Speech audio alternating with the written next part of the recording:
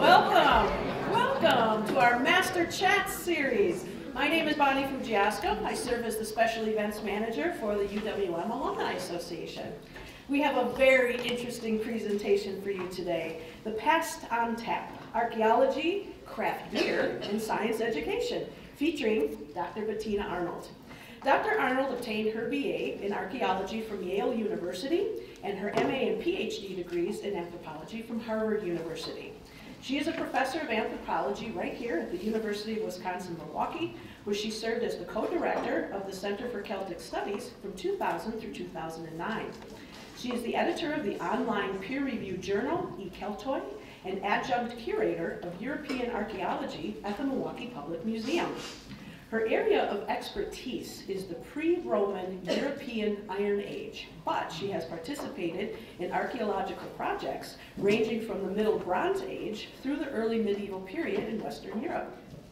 Since 1999, Dr. Arnold has co-directed a research project in southwest Germany focused on the burial record of the early Iron Age Heintberg Hill Fort. 2 burial mounds associated with this site were excavated by the Landscape of Ancestors project between 1999 and 2002. Finds from those excavations were then featured in a major exhibition in Stuttgart in 2012 and 2013. Her research has focused on the archaeology of ancient alcohol, material culture as a symbolic system, and the archaeological interpretation of prehistoric gender configurations in burial contexts, and the exploitation of archaeology for political purposes in contemporary societies, particularly National Socialist Germany. Ladies and gentlemen, please give a warm Panther welcome to Dr. Bettina Arnold.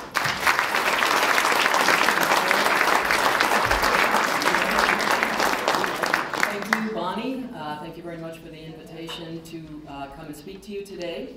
It's a privilege. I've attended one of these events before, and I know that the bar has been set very high, so I'll hope to be able to entertain and educate you at the same level that you're accustomed to today. So the introduction was obviously fairly extensive, but I'm assuming that at least some of you are probably not as familiar with the basic sort of context of Western Europe, and particularly Iron Age prehistoric, pre-Roman specifically, archaeological evidence, which is my particular area of interest. And it's worth noting as well that, for me at least, the topic of ancient alcohol is something that goes way back to graduate school, where I became interested in the Welsh and the Irish medieval texts, which spend a lot of time talking about Celtic feasting in that particular context and its importance for social organization, political, and ritual kind of cohesion. And so when I actually had the opportunity to begin excavating in Germany, which again happened in 1999, and we were lucky enough to find actual physical evidence of this type of beverage, I sort of combined my initial interest in that topic with the archaeology in ways that have taken me down a road I wasn't necessarily planning to go in some ways, so it's been kind of interesting. So before we get into the actual case study, though, I think it's important to set the stage a little bit and maybe explain where the public education piece of this comes in. What I've discovered in the course of exploring this topic is that people are just innately interested in beer and in ancient alcohol. So it's very easy then to use that as a kind of gateway, and I won't say gateway drug, but a gateway to learning in the sciences, in particular the natural and social sciences, and history sort of generally, which can be often a bit of a hard sell. But beyond that, there's a significant sort of role that archaeological evidence can play in our understanding of how fermented beverages have, in the past, served to create and maintain particular kinds of social systems. They still do today. It's, of course, generally one of these things that we just kind of take for granted. Part of it has to do with their role as what's called a social lubricant. As social animals, we're obviously interacting with each other on a pretty regular basis, but not all of those interactions are, let's say, completely kind of peaceful or lacking intention. And alcoholic beverages and other psychoactive agents serve to kind of minimize that to some extent. So it makes it easier for us to cope with the sometimes difficult ways in which we have to interact with other people. So group living is stressful, is basically the deal. And one of the ways that we can sort of deal with that, especially when you have sort of periodic gatherings, think funerals, weddings, baptisms, other rites of passage. Alcohol is often part of that. It's also part of religious ritual for the same reason. So it's basically kind of there in the background, going very, very far back in time. And that for me is one of the main sort of reasons why it's important to study it and to understand how it's developed. There's a lot of archaeological evidence for alcohol consumption and production in the past. This was a very good article by Andrew Curry from 2017 in National Geographic. If anybody wants to kind of follow that up, it's online. What you notice there, though, in terms of the little whitish, sort of pinkish blobs, oh, this slide is really dark. It's like totally invisible from where you're sitting. Could you dim the lights a little bit? Yeah, thanks. That would be great. What you can tell vaguely, and not clearly, this is North America, and this is essentially North America, Central America, South America, and this is the rest of the sort of areas where we have archaeological evidence for alcoholic beverages. And all these little white blobs is where, in the Old World context, that evidence is especially rich. You notice there's not much here, okay? So most of the activity is over in this hemisphere. North America, for various reasons that I don't have time to get into, that's not a place where we typically see a lot of alcoholic beverages pre-European contact. You see tobacco being used in much the same way for ritual purposes, but not alcohol. So the evidence is obviously very rich, and it goes back a very long way. Again, this is from that same article, starting really early with the initial appearance of anatomically modern humans, pretty much all the way up to the present day. And just about anything that people can ferment, they have fermented. The only place where you don't find an alcoholic beverage that I've been able to discover is in the Arctic, for obvious reasons. Okay? That's literally it. Everywhere else, somehow they managed to find something to ferment. Some places they found quite a lot, as we'll see. Oh yeah, that was whatever that was. That was good. Okay, because it's not like you're taking notes, right? All right. So the text-heavy slides will be over with in a bit here. I just want to make sure we get all this in there. So for me, then, it's the potential of this topic for introducing people to all of the sort of areas of education that we're interested in at an institution like this one. So science, technology, engineering, the arts, and math. And believe it or not, it does all of that. I mean, again, even the physical act of producing an alcoholic beverage can be broken down into some kind of learning experience. But we also have a tremendous amount of interdisciplinary evidence coming from texts, which means you can get into sort of historical analysis, iconography, which obviously is the art historical piece, material culture. Just think about all the stuff you've got in your home that you use to consume alcoholic beverages, and extend that into the past. Paleobotanical evidence, so the actual plant evidence for the production and consumption of alcohol. So this comes from settlement, from burial. It comes from the actual material culture itself, where we're getting much more sophisticated now in terms of residue analysis. We'll talk a little bit about some of that. And then my piece of it, increasingly, has been to contribute to the experimental archaeology piece, because this is where we can link past and present most effectively by not so much replicating, because that's not really what we're trying to do, ancient beverages in the present, but allowing people to experience something which is really distant from their own sort of moment in time, and maybe in that way linking them a little bit more closely with these past societies. So in terms of the sources of evidence, traditionally one of the main ones, in particular with respect to metal vessels, and there are not very many of those, they're fairly rare and usually only found in high status contexts.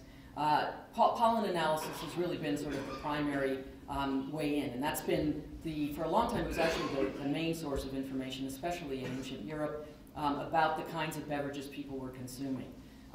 It's obviously a constituent element of honey. Pollen is often, when you find it in large quantities, typically is assumed that honey is present in the beverage.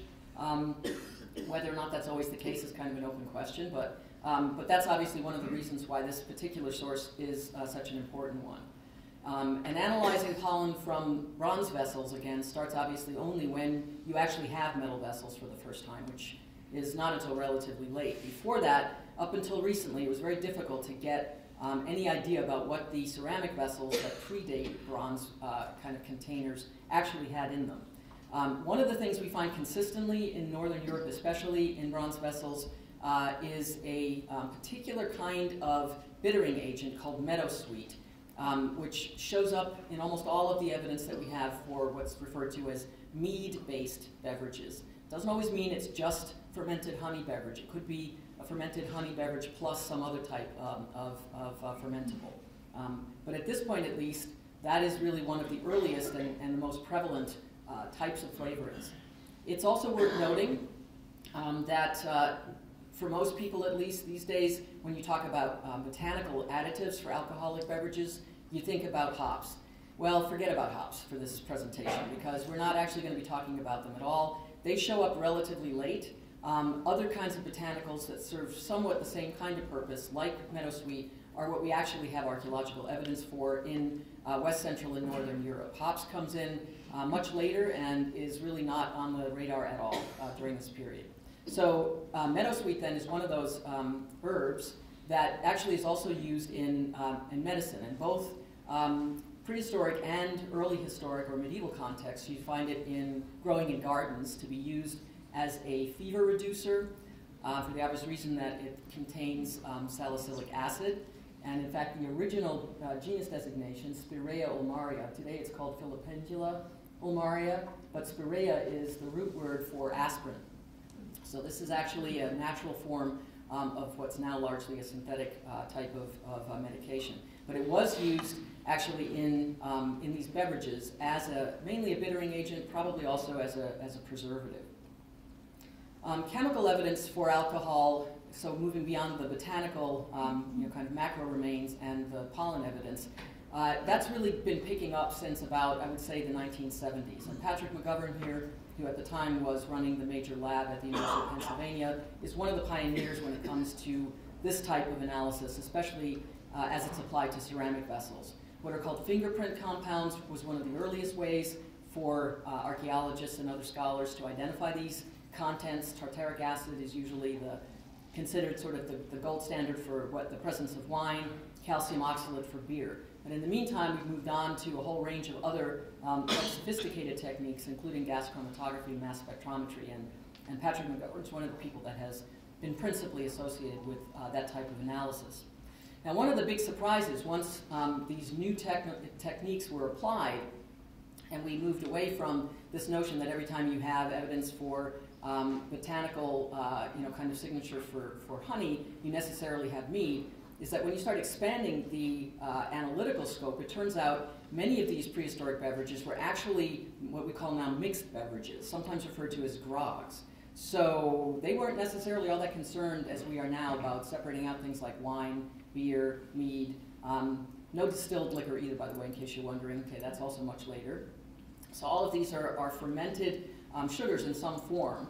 And they seem to have been pretty, what's the word I want here? They combine them in ways that we wouldn't necessarily consider particularly familiar today, or maybe not up until recently. Some craft breweries have started to do a little bit more experimenting with this type of mixed beverage. So this excavation conducted in the 1960s at the tumulus of Midas in Turkey, dating to the 8th century BC, produced a number of bronze vessels, one of which Patrick McGovern tested and turned out to contain a rather interesting combination of, among other things, mead, wine, what we would consider a kind of grain-based beverage, and saffron.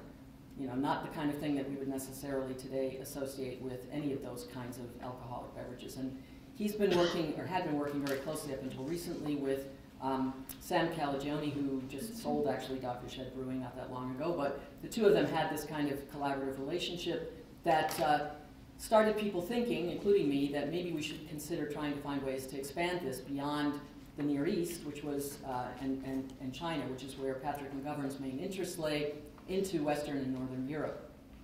So what was available in prehistoric Europe for people to actually consume as far as alcoholic beverages were concerned? Well, we obviously knew, that honey was present because of the pollen analysis that had been conducted on some of these vessels. But it's important to keep in mind that it was literally the only sweetener they had access to. So it's unlikely that they used it exclusively as a kind of source of alcoholic beverages. Various fruits were available, but again, without adding honey, they're not necessarily going to produce a particularly high alcohol type of beverage. Grains, obviously, barley, wheat, and rye, dinkel, oats, otherwise known as spelt. Interestingly, millet, most people don't associate that particular grain with Europe at all, but actually in the Iron Age, for example, my period, it was grown quite extensively. Again, no hops. Okay, so we have evidence for all of these potential fermentables, but hops are not part of the mix. The presence of meadowsweet I've already mentioned. We also see mint. We see mugwort, which is basically a weed. These days, Artemisia vulgaris is the Latin name. Bog myrtle, less well known. This is actually something you mainly find in Northern Europe, where you don't find the evidence for meadowsweet typically. Thyme, and a number of other botanicals. In medieval contexts, in the texts, many of these kind of mixes of plant botanicals are referred to as gruits. Grogs, again, are these mixed beverages where you have different kinds of fermentables, and then braggot is a term that's sometimes used to describe a honey beverage combined with what we would call a sort of beer or an ale. You're probably wondering where wine comes in here. Well, for prehistoric Europe, north of the Alps, it really doesn't until the Romans arrive on the scene. They were importing the stuff earlier than that. There is definitely contact with the Mediterranean world via the Alpine passes, but also via a river route from what's modern-day Marseille up through the Rhone and then up to the Danube. But this was not on a vast scale, although the scale seems to have been larger than we had been assuming up until recently. So the wine vine, that is the actual grapes that we today associate with countries like France and Germany, was not being grown at that time. Okay, those countries today have these active kind of wine-producing industries, but at the time in prehistory, this other stuff was what they had, apart from imported materials. So this is going to be now a very quick gallop through some of the early evidence for ceramic vessels that we think were specifically associated with the consumption of alcoholic beverages in the late Neolithic and the early Bronze Age. This is referred to as the beaker phenomenon. And it's part of a really large sort of assemblage of material that you find across Europe. Probably is associated with migration of people as well, as we now are beginning to discover into the UK as well. And we now have access to both chemical and proteomic analyses that makes it pretty clear that these vessels also were containing what we would consider mixed beverages. So not a straight up mead or a straight up ale or beer, but rather a combination of several different kinds of fermentables. This is just starting, this research, so it's really still pretty new. What's interesting is that these beakers, when they're found in graves, are almost exclusively found in male burials. Now, I could talk about that, for a while, but I'm just going to put this out there. There is a gender sort of connection here too. It varies depending on the context, so it's not the case that this is consistent through time. Later on, we see alcoholic beverages and the equipment used to produce and consume alcoholic beverages in both male and female graves. But at this period of time, it really does seem to have been a principally male type of marker and also an elite marker, so a high status marker. One of the Bronze Age examples, an interesting one actually from Scandinavia, where in a bog context, organic preservation is very good because it's essentially almost entirely free of oxygen. It's interesting because the skeleton is gone here. This is one of these so-called oak style coffins. So they take literally an oak tree trunk and hollow it out, and then the two pieces effectively become the coffin for this youngish woman, actually. You can see the reconstruction of the costume. But we're interested in this birch bark container that was found in the grave, and you can see it here, because what it had in it was a wheat-based beer-like beverage that was flavored with bog myrtle, otherwise known as sweet gale, bog cranberry, lingonberry, or cowberry, and honey. So again, a mixed beverage in this case in a female grave, but not with a beaker. Okay, Scandinavia is a little bit off the beaten track. Everything gets there late, including some of these sort of early Bronze Age kinds of impulses. Now, throughout Europe, eventually the ceramic vessels that we see in the Neolithic exclusively are replaced once bronze becomes a more widespread metal in elite graves only. So it takes quite a long time for these kinds of vessels to actually be produced at a level that makes it possible for them to be used in this kind of way. And when they are, they're restricted. So only certain people seem to have had access to them. And that's, again, between about 1000 and about 600 BC. You can see this gradual shift from mostly pottery in elite graves to almost exclusively bronze vessels. Which brings us to my period of time, 700 to 400 BC. And in particular, the question of, in the Iron Age, again, this particular period of time in Europe, including Germany, this always surprises people, it's a cultural complex. Material kind of assemblages look very similar from Spain to the Black Sea, which is associated with a linguistic phenomenon that is evidently in kind of Proto-Celtic group of languages. Nobody in Germany is speaking a Germanic language during this period of time. Okay? We know this from place names and river names. Obviously, we have no written texts during this period, which is another very important thing to keep in mind. So when you're not dealing with the Mediterranean world, with the Greeks and the Romans, when you're looking at prehistoric Europe during that period that we're now focusing on, starting at about 700 BC, the archaeological record is it. We have nothing else. So if we want to understand how people were, kind of engaging with each other, how the society was organized politically, gender configurations, all of that, we've got to look at the archaeological evidence. And commensality, this focus on feasting and drinking, seems to have been very strong, starting with those beaker people all the way up to this period. It stays one of the most consistent patterns and one of the most consistent material elements in burials throughout this period. So what changes is the material culture, but not the presence of drinking vessels in graves. So there's obviously a very close association with funerary ritual and alcohol. So this conference that I attended in May 2017 at one of the two, claims it's the oldest monastery brewery in Germany. Weihenstephan claims the same thing. This one is they're both in Bavaria. I'm not going to weigh in on this one way or the other. But anyway, they chose the perfect venue for a conference that had the topic, what did the Celts drink? We spent 3 days discussing this, and there is now actually a publication, 2 of them in fact have come out, largely because of the new techniques that have enabled us to start analyzing pottery on a much larger scale from this particular period of time. The one thing we do know is that they were not drinking the way the Greeks and the Romans were drinking. And this is something we also get from the textual evidence from Greece and Rome, that these are beer swillers essentially. Savaiarius is the sort of pejorative term that's used, which is ironic because the Romans actually also drank beer, as we know, particularly when they were in sort of the military and stationed someplace like Britain. But anyway, it was not like this. Okay, this is not a kind of example of what we imagine these quote-unquote barbarian drinking sort of patterns would have looked like. Not your classical banquet, in other words. The Greek symposium is a really bad analog for what we think was happening. The key difference, at least in part, is that all of the imbibers in these texts that we have, and also the artistic representations in Greece, they're all men. If women are there, they're there as servers or as prostitutes, actually. So that wasn't true in the northern kind of context. And in fact, the Greeks and the Romans both referenced the fact, the Greeks especially, that they found it abhorrent that women were also drinking. Okay? Now, social organization similarly was, kind of hierarchically structured. It was a combination of what we think was achieved and inherited status. Again, most of the evidence is coming from the burial record, because interestingly, they didn't have what we would consider to be sort of palaces or buildings that clearly were associated with elite individuals. It's in their personal ornament, the things they were actually wearing on their bodies, and in the drinking and feasting equipment that we see the social differences. And while this is a kind of extreme, kind of pyramid type structure that I'm showing you here, what it does tell you is that there were these distinctions made based on age, especially gender, secondarily, and then finally social status and role. And some of that was clearly inherited, which is obviously very important as a kind of feature of a particular type of social system.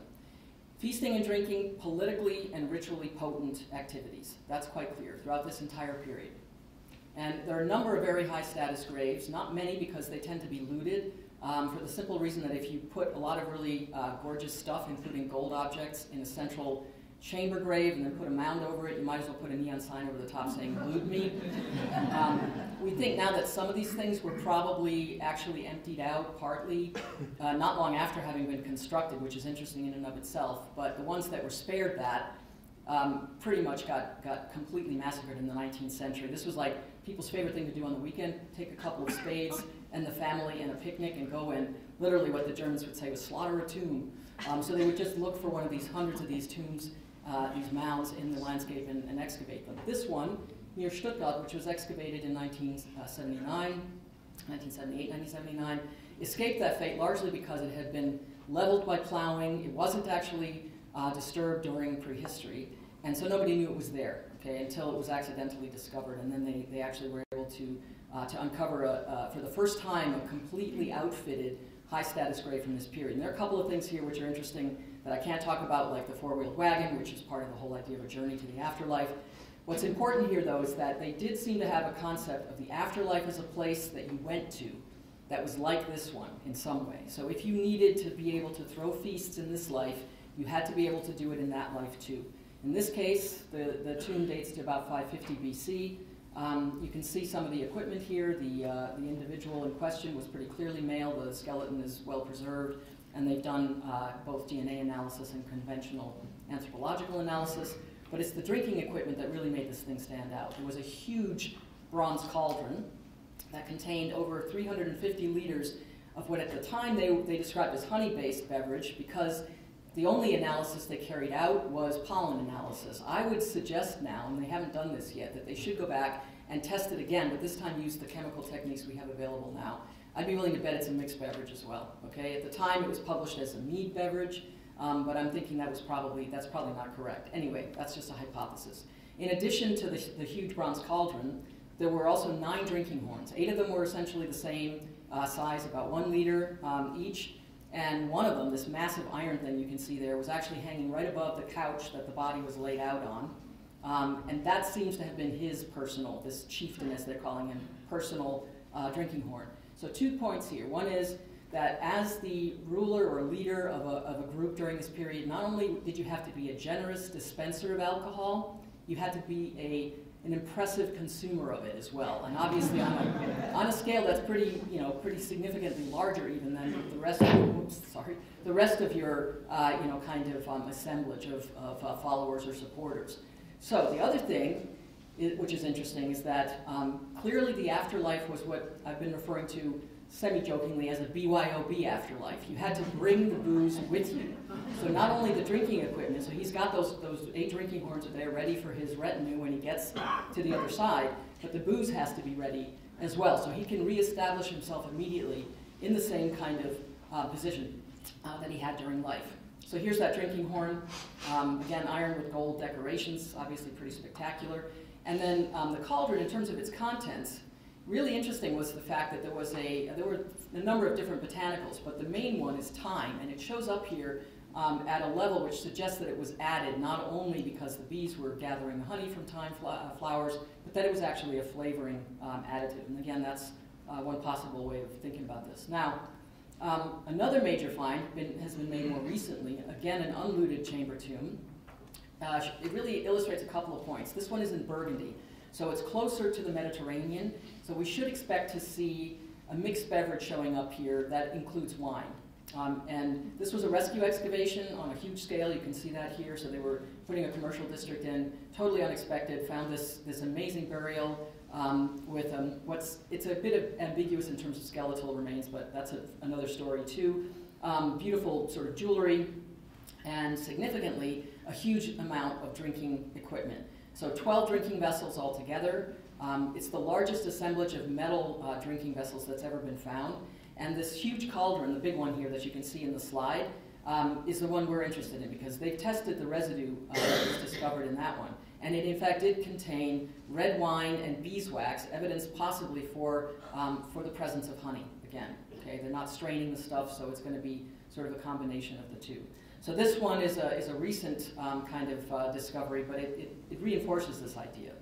Also gives you a sense here of the connections with the Mediterranean. This is, for anybody who's had a class, an art history course or a classical archaeology class, the trefoil oinakwe, as it's called here, is a black figure piece that was produced somewhere in the vicinity of Athens. Okay, and there's a whole raft of other imported material from the Mediterranean and from northern Italy in this grave. So it's interesting for a number of reasons. Another example comes from Hessen, the state of Hessen in Germany, near Frankfurt. This one, also a tumulus excavation, and interesting because of the stone sculpture that was found that mimics what was actually found in the central burial of one of these 2 tumuli, actually. The bigger of the 2 in this case is the one we're concerned with. You can see the individual here is essentially outfitted in terms of his neck ring and other jewelry and everything else, exactly like this sculpture, and you can see that here. They're not too concerned with correct scale because that's a shield, which is obviously way too small. But it's interesting again because it suggests that the ancestor, kind of veneration idea here is quite strong and may be connected to this notion of passing on, you know, kind of a major important figure to the afterlife together with all of these valuable commodities so that they could act as a go-between in much the same way actually that later sort of religious traditions would have perceived a kind of similar link. The drinking equipment in this case actually is different. It's a later burial, so we're not looking at these large cauldrons. We're looking at these pitcher-like bronze vessels, but again here we have botanical evidence, in this case for mint and for meadowsweet. And most of this stuff is actually analyzed by the same botanical specialist, paleobotanist. Now, this is my particular area of expertise, the Iron Age Heuneburg, which is on the Danube River, close to its source, not much of a river there actually. And we think strategically located right at the point where it's no longer possible, essentially, to take a boat any further upstream. So right at a ford as well. And it is important for a number of reasons. It's definitely one of the most extensively excavated hill fort sites of this period. The other reason it's significant is because of the large size of the population. At this stage, it looks like we're talking about 5,000 people approximately. And it's really unique still, at least in Germany, fortification system, which was produced using mud brick that had been sun-dried and then whitewashed with a sort of wooden superstructure over the top. And anybody who's ever spent any time in Germany knows that that's not a sort of building material that's likely to survive very long there. It rains a lot. And so initially when they discovered this in the 1950s, there was a lot of surprise. It was like, well, this is a Mediterranean building technique. Why is it here? In the meantime, they've reconstructed part of that fortification system, and you can see it there. And it has survived various massive winter storms better than some of the local architecture. The main thing is if you put a roof over it, and you use the right kind of combination of whitewash and the right combination of materials for building the wall itself, then it's perfectly possible to build something like this here and have it survive. The reason we think they adopted it was because the local technique consisted of a log cabin style kind of fortification system that you couldn't decorate, right? This thing you could see from way across the Danube plain as you're coming towards the hill fort. So it was mainly for display purposes. That's at least the theory. To show the power of the person living there, people, you should say in this case, and in this case the individual who was able to mobilize and actually build something which is completely unheard of and had never been seen before in this region. So important for that reason too in terms of the settlement. This is where it's located. And there's Stuttgart for people that are getting a little confused. There's that part of southwest Germany right here. Now, there were 19th century excavations of the few mounds that were still preserved. At this point, we're probably looking at about maybe, I don't know, 2% are left of the ones that were once in existence. There were hundreds of them. And all of them had their central burials cleaned out. Okay, so it's very unlikely there's going to be, at least in the ones that are close to the hill fort, much of anything still to be discovered. You can see examples of bronze drinking vessels here. All of these things were in the 19th and early 20th centuries, cleaned within an inch of their life by conservators who I'm sure were thinking they were doing the right thing, and of course now we're horrified because all of that residue is gone, and we could have actually figured out what was in them, and that's no longer possible. So these two mounds have been reconstructed, so that's what they would have looked like originally. It's not what they looked like when they were excavated in the 19th century. All right, so here's the hill fort, here's the Danube. There's a really big mound right here, which is about 3.5 kilometers west of the hill fort. Here it is. This was excavated in the late 1930s, right before war broke out. They didn't actually get all of it. It actually is a little bit sort of earlier in date than the other graves we've looked at so far, 600 to about 550. And it contained a rather interesting burial that was not in the center. It was up higher, and it had been missed by the looters, which was obviously good, because it did contain not just two bodies, probably a man and a woman. Skeletal preservation is terrible here, unfortunately, but weirdly, organic material like hair, including body hair and the hides of two cows that apparently were laid on the floor, the wagon was put on top of, that preserves. No time to get into that either, but if there's metal in direct contact with organic material, it'll preserve quite well in this type of environment, but the skeleton disappears. So the main thing about this grave that makes it interesting for us, the fact that it's a multiple burial with two individuals is also kind of interesting, man and a woman, is again the bronze vessels associated with drinking and feasting. And here you can see another massive spike, in this case St. John's wort, or Hypericum.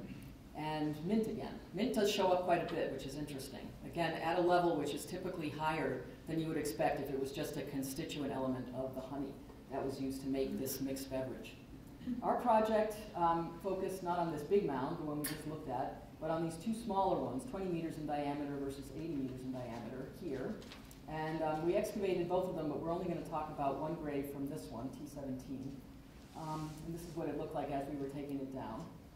Because we had two secondary burials in this mound, and one of them contained a sheet bronze cauldron. And this is what it looked like as we were excavating it.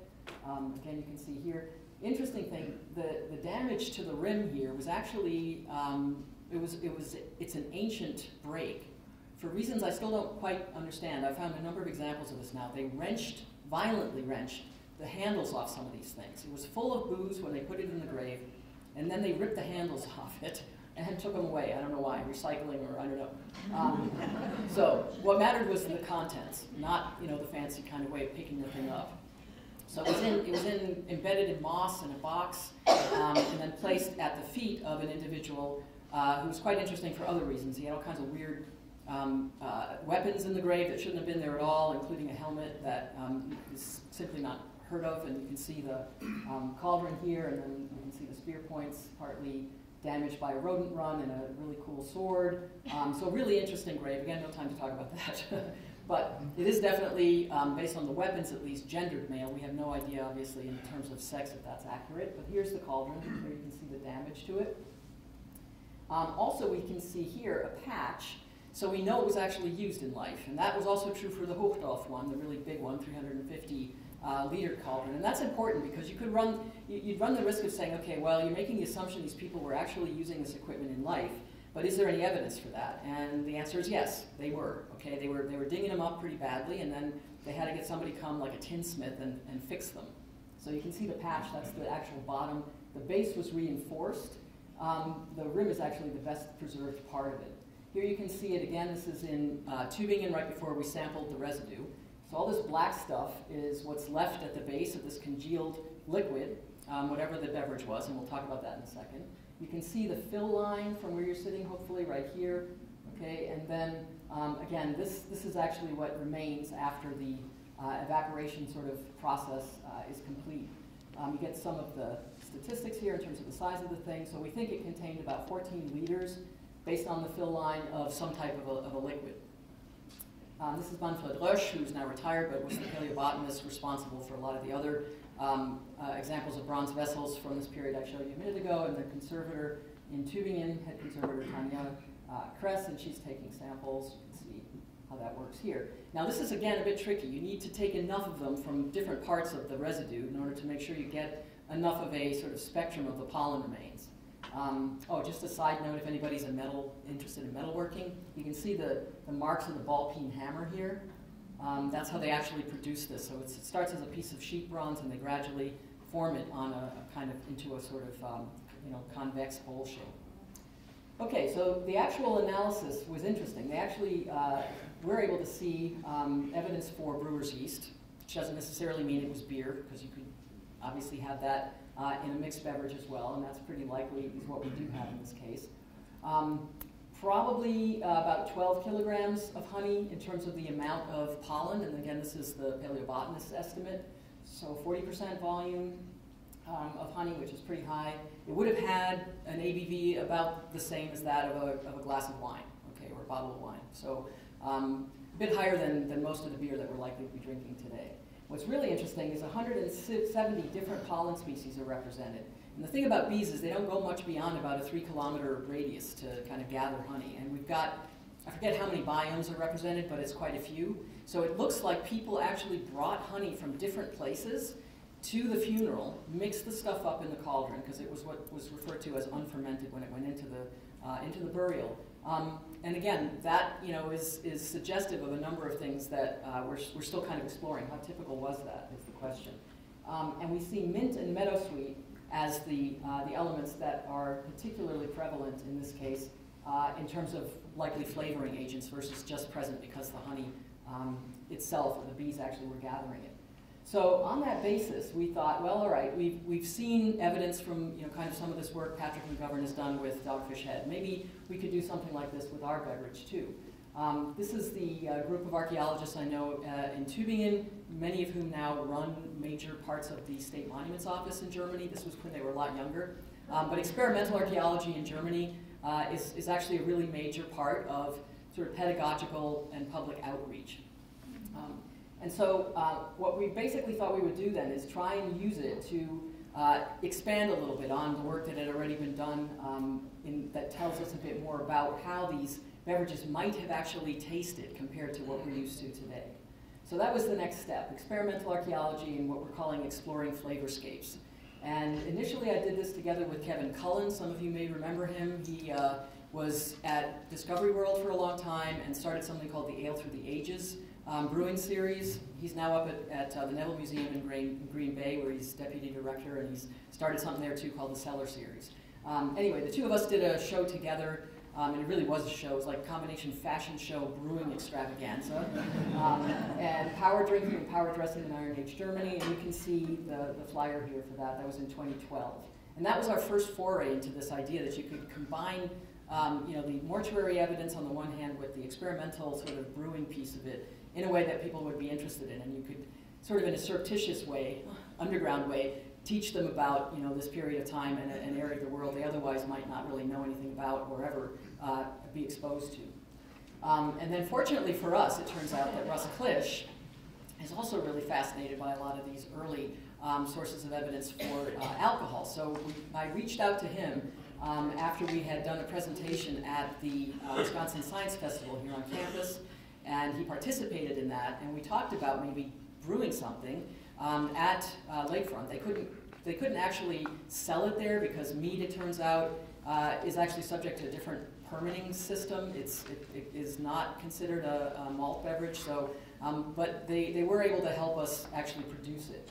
And this is Josh Driscoll, who's one of my PhD students, and his topic is focused specifically on strategic drinking in the Iron Age and how shelf life and storage, yeah, I know, you tell people that and they're like, really, that's what you're doing your PhD on?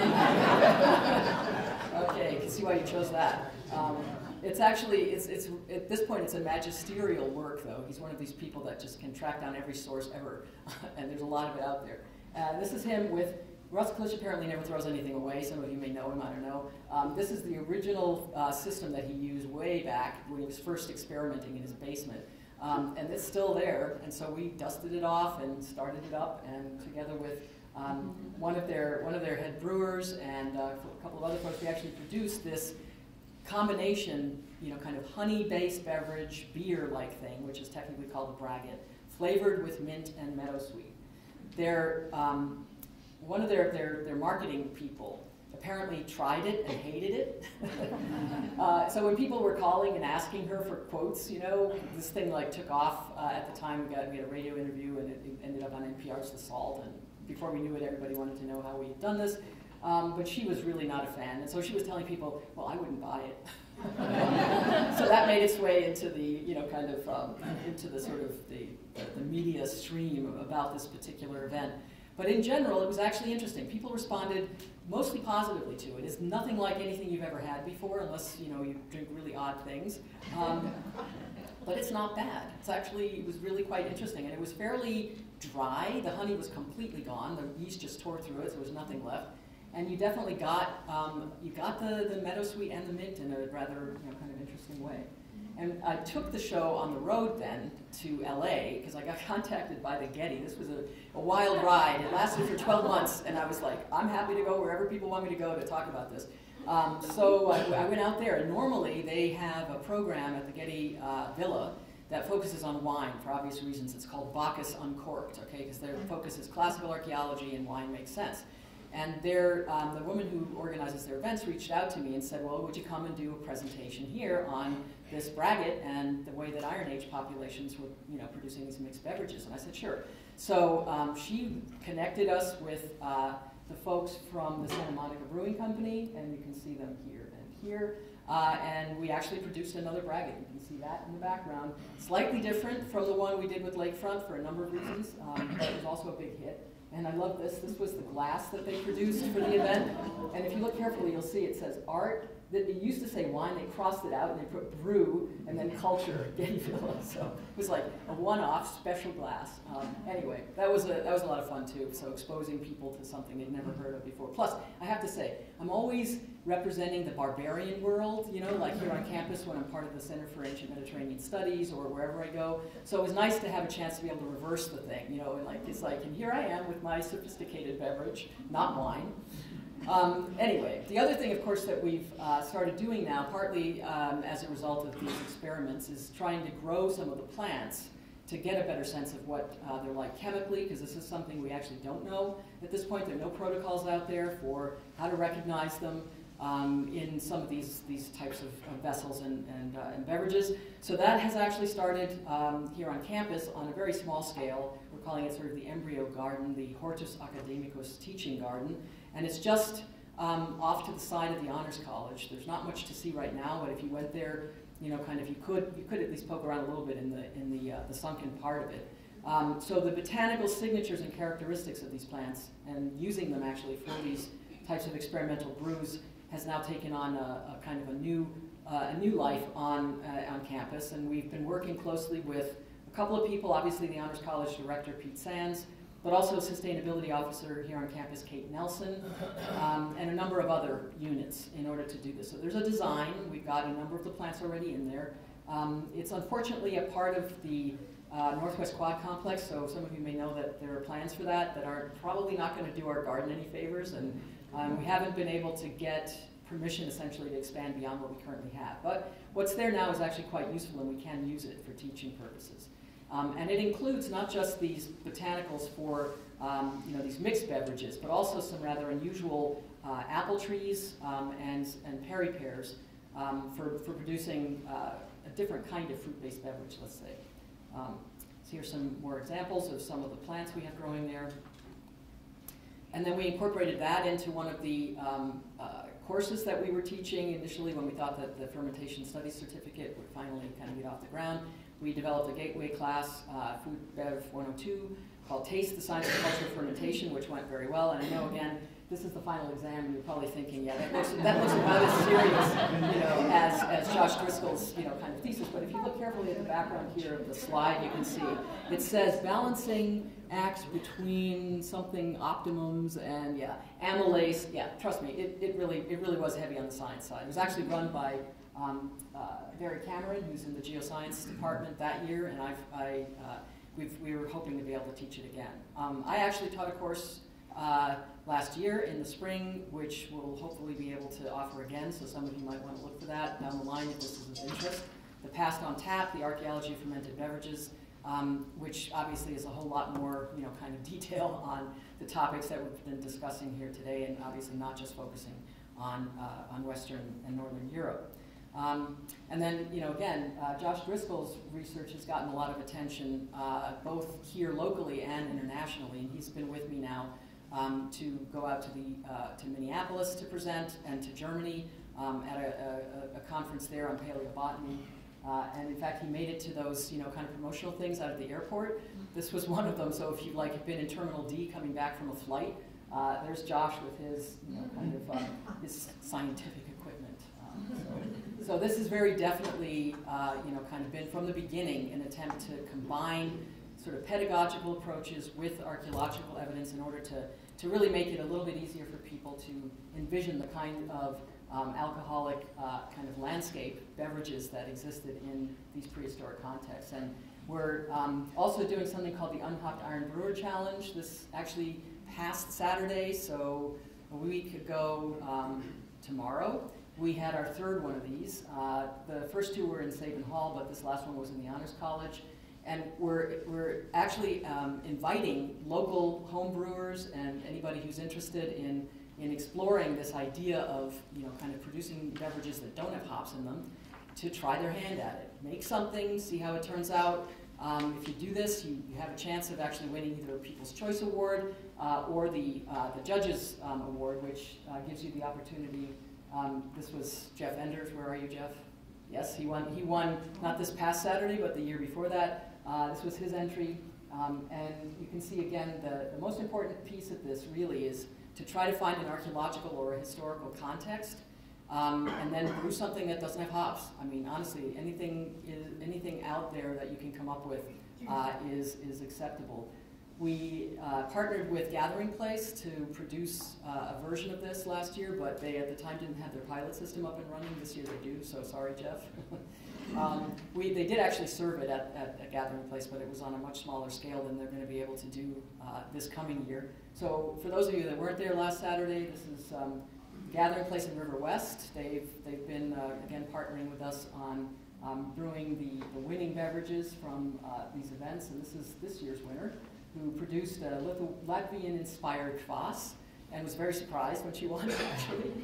She's an undergrad anthro major, in fact, and this is Joe Yato, who's the owner and one of the brewers at Gathering Place. So yeah, so this is what we've been doing, and obviously the whole thing has kind of morphed a bit over the years, but the hope is that we'll be able to continue to expand what we're doing at the moment to include more community members. Thank you very much.